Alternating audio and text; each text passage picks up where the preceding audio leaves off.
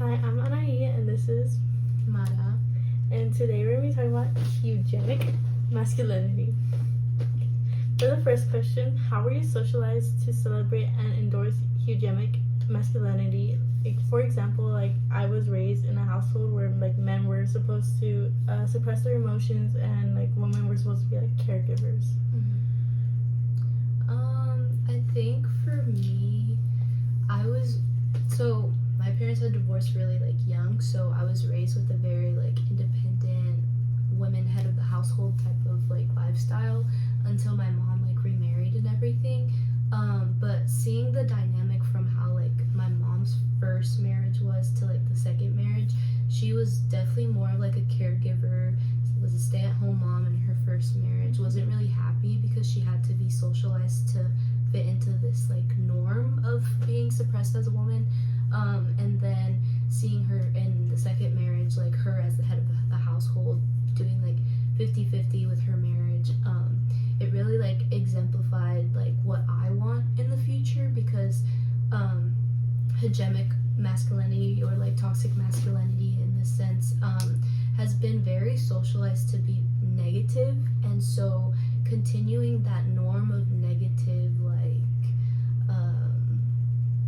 I guess the persona of these men, or it could even be women if anything too, will just like keep making the norm, like it will never change. So I think for me, definitely like having that difference of like head of the household was what exemplified what hegemonic masculinity was to me.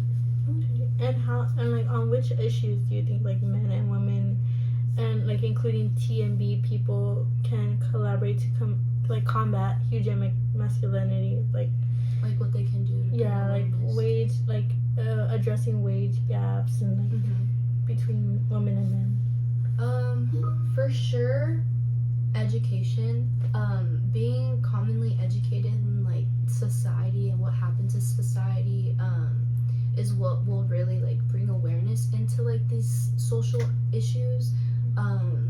Like for me, I'm taking a women gender studies class, and I like to take the knowledge I learned in class to like my sorority sisters or like my mom, because public health is very important, as me being a health major, and continuing educating people will just have them, of course, like more educated and spread that awareness, and just continuing being vocal and like creating a change that will be very impactful, because you can't really create a change like right away. It develops over time, and so you can have a small group of people and that could have so much change. And